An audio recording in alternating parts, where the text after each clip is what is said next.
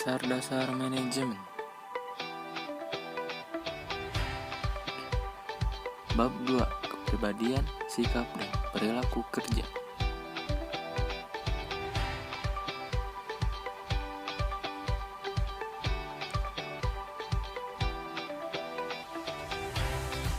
Disusun oleh kelompok 2 yang terdiri dari Rina Asmala, Rosa Adersa, Siti Mariam, Taufik Syaidan, Ulfa Nursyifa, dan Yusuf Ardi Pratama.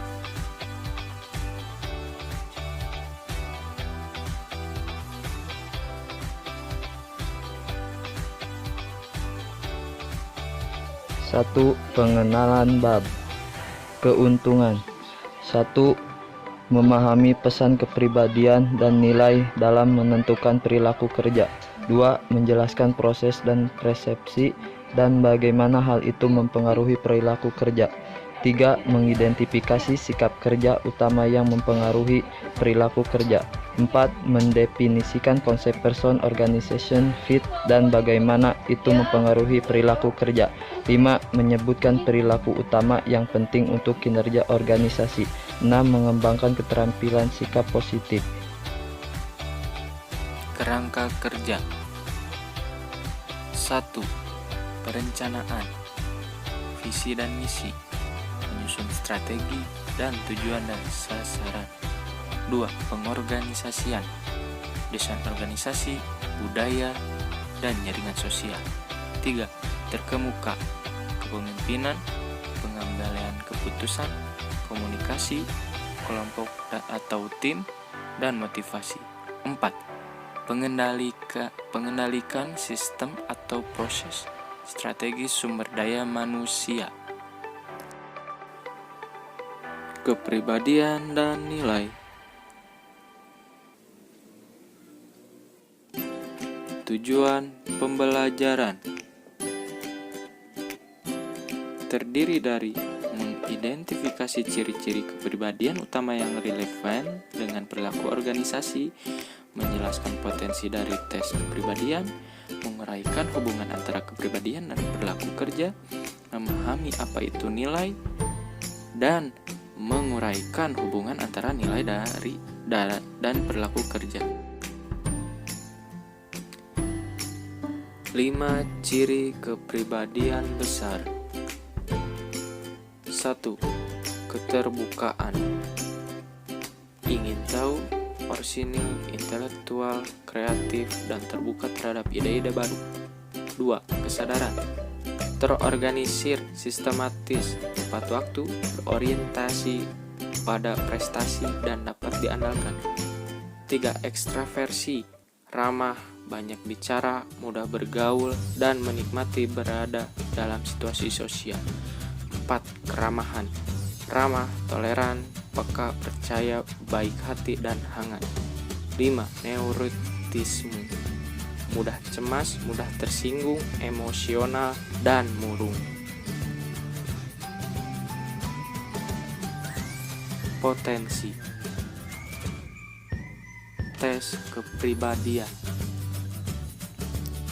Tes kepribadian dapat membantu untuk lebih mengenal diri sendiri. Melalui tes kepribadian, kita dapat mengetahui kekuatan dan kelemahan yang ada dalam diri kita. Hal ini akan membantu untuk mengetahui jenis pekerjaan yang dapat dikerjakan dan jenis pekerjaan apa yang harus diberikan kepada orang lain. Dan memahami kekuatan dan kelemahan diri juga akan membantu kerjasama dalam tim.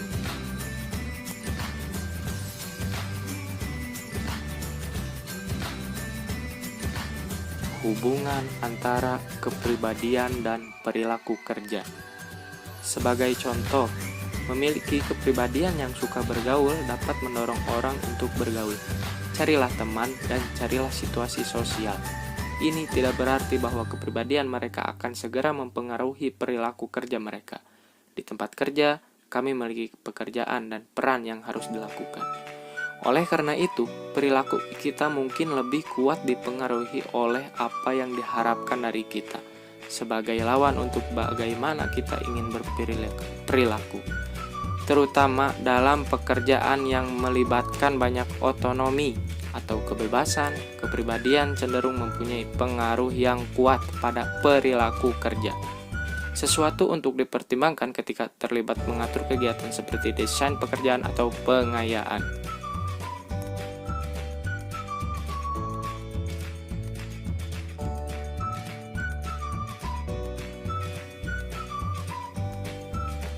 Nilai. Nilai adalah alat yang menunjukkan alasan dasar bahwa cara pelaksanaan atau keadaan akhir tertentu lebih disukai secara sosial dibandingkan cara pelaksanaan atau keadaan akhir yang berlawanan. Nilai memuat elemen pertimbangan yang membawa ide-ide seorang individu mengenai hal-hal yang benar, baik, atau diinginkan.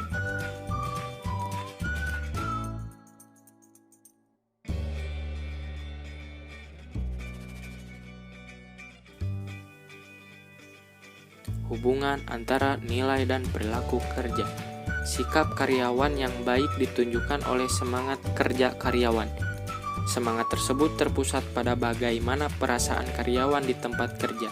Salah satu cara untuk meningkatkan hal ini adalah dengan menerapkan program reward and recognition. Program tersebut dapat berupa bonus proyek hingga penghargaan yang dapat memperkuat nilai-nilai perusahaan.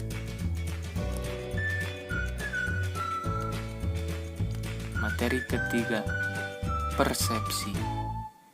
Apa sih persepsi itu? Mari kita sama-sama untuk mengetahui apa itu persepsi. Tujuan pembelajaran persepsi. 1. Memahami pengaruh prasangka dalam proses persepsi. 2. Menjelaskan bagaimana kita memahami objek visual dan bagaimana kecenderungan ini bisa mempengaruhi perilaku kita. 3. Menggambarkan prasangka persepsi diri. 4. Menjelaskan prasangka yang melekat dalam persepsi diri.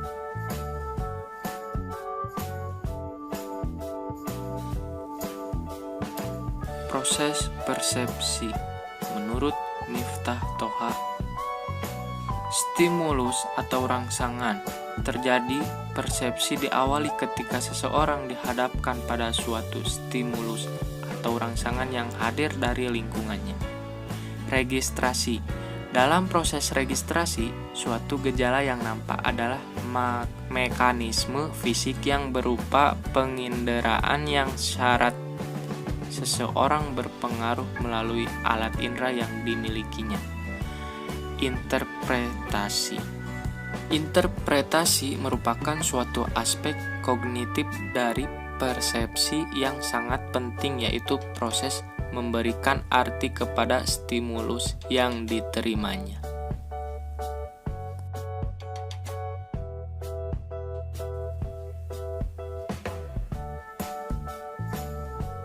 Memahami objek visual.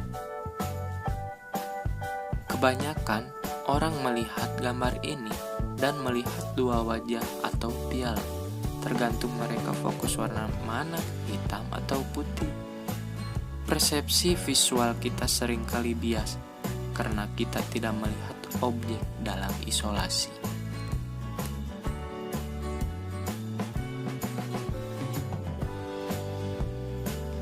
Persepsi diri. Persepsi diri adalah individu mengamati dunia luarnya dengan menggunakan alat inderanya atau proses yang berwujud diterimanya stimulus oleh individu melalui reseptornya.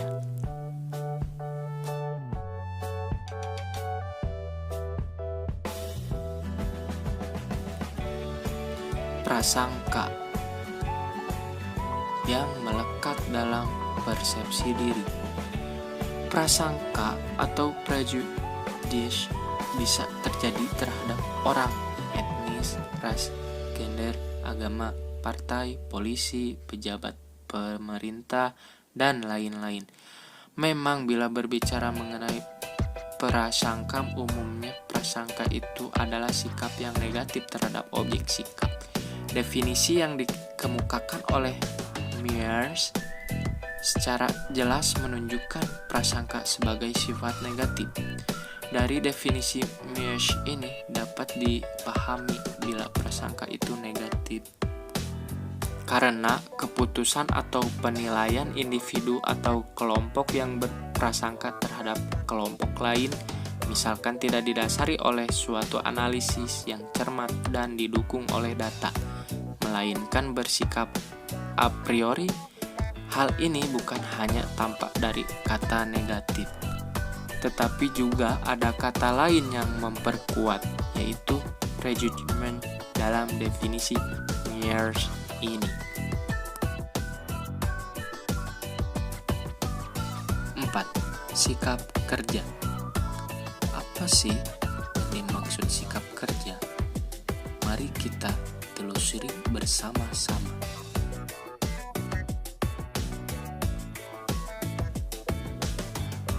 Tujuan pembelajaran.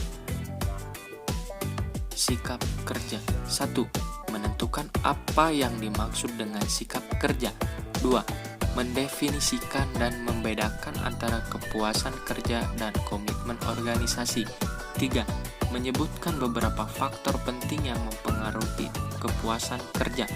4. Mengidentifikasi 2 cara perusahaan yang dapat melacak sikap di tempat kerja.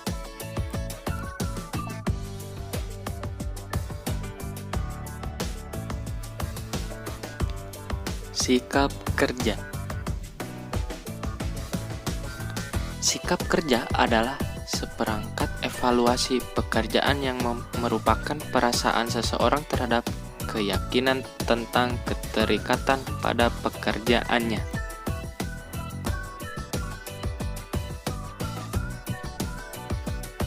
Dua sikap kunci kepuasan kerja dan komitmen organisasi. Kepuasan kerja mengacu pada perasaan orang terhadap pekerjaan mereka. Komitmen organisasi, keterikatan emosional orang terhadap perusahaan tempat mereka bekerja.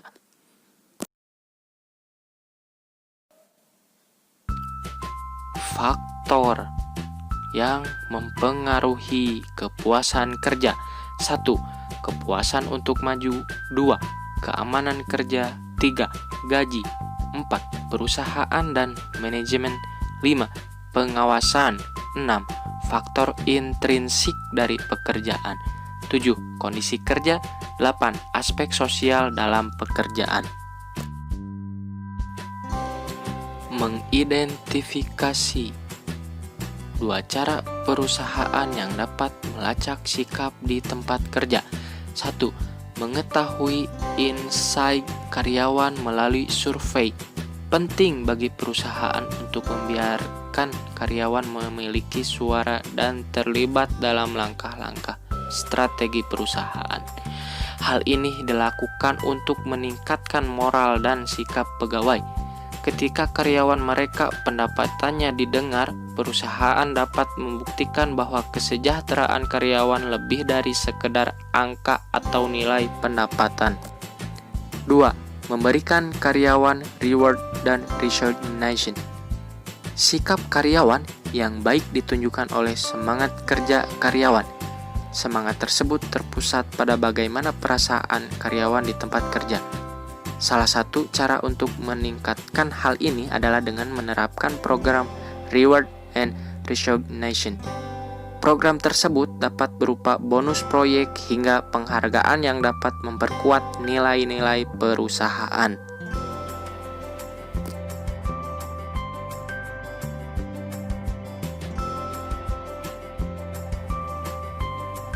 5. Perspektif interaktif. Sepertinya menarik. Mari kita bahas bersama-sama.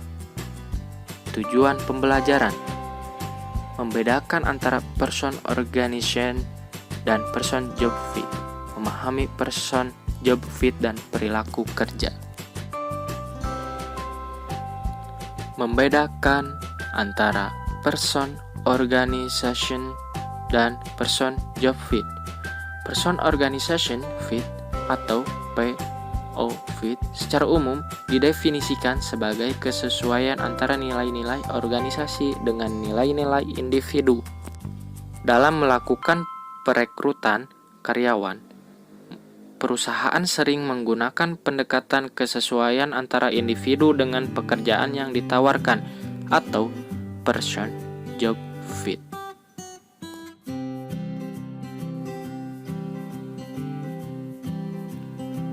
Memahami person job fit dan perilaku kerja.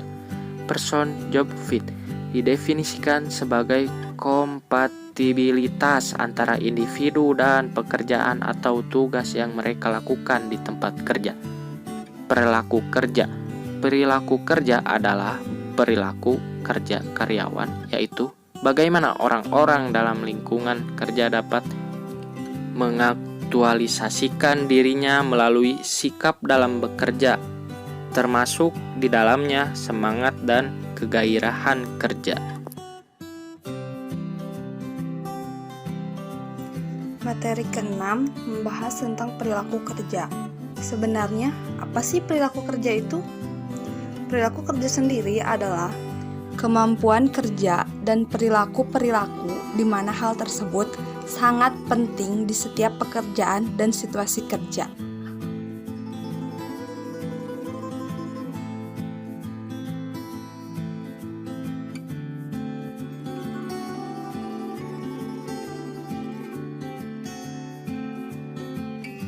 Adapun tujuan dari adanya perilaku kerja yaitu yang pertama, menentukan kinerja pekerjaan, perilaku kewarganegaraan, absensi, dan pertukaran karyawan.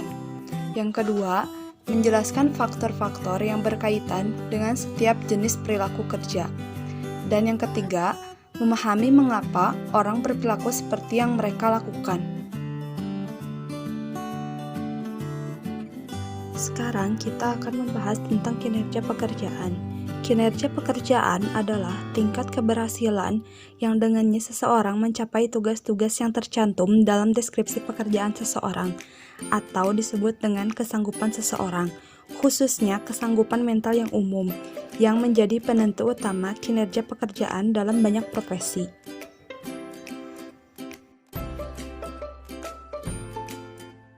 Untuk yang selanjutnya yaitu perilaku kewarganegaraan. Perilaku kewarganegaraan adalah tugas yang membantu organisasi yang melampaui deskripsi pekerjaan seseorang.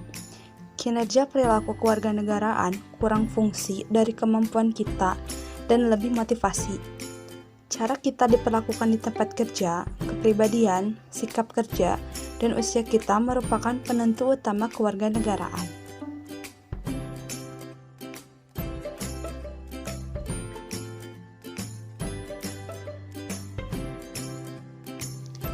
Yang selanjutnya yaitu absensi. Absensi atau tingkat kehadiran adalah suatu kegiatan atau rutinitas yang dilakukan oleh pegawai untuk membuktikan dirinya hadir atau tidak hadir dalam bekerja di suatu instansi.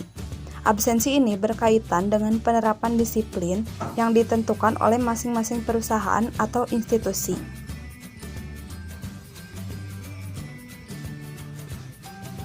Selanjutnya yaitu perputaran karyawan. Perputaran karyawan adalah proses mengganti satu pekerja dengan pekerja lain dengan suatu alasan. Perputaran karyawan didasarkan pada penilaian persentase pekerja di suatu perusahaan yang harus diganti dalam suatu periode waktu. Slide selanjutnya yaitu faktor-faktor yang memiliki pengaruh terkuat atas pekerjaan. A. Kinerja pekerjaan. Untuk yang pertama yaitu kemampuan mental umum.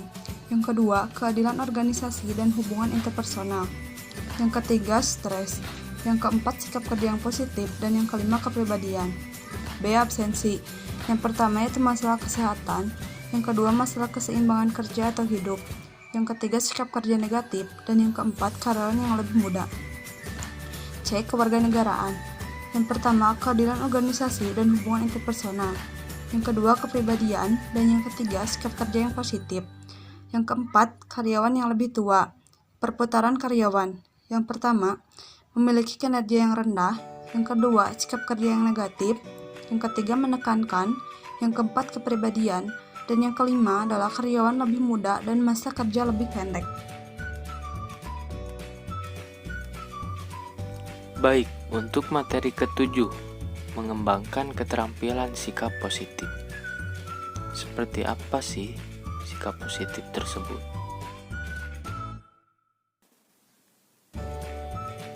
Tujuan pengembangan sikap positif terdiri dari 8 bagian. 1. Belajar menjadi lebih bahagia di tempat kerja. 2. Meningkatkan sikap untuk kinerja yang optimal. 3. Kepribadian adalah bagian besar dari kebahagiaanmu. 4. Menemukan pekerjaan dan perusahaan yang cocok. Baik, di slide selanjutnya terbagi 4 bagian lagi. Mari kita lanjut. Yang kelima, mendapatkan informasi yang akurat tentang pekerjaan dan perusahaan. 6. Mengembangkan hubungan yang baik di tempat kerja. 7. Gaji itu penting, tetapi karakteristik pekerjaan lebih penting bagi kepuasan kerja. 8. Bersikaplah proaktif dalam mengatur kehidupan organisasi.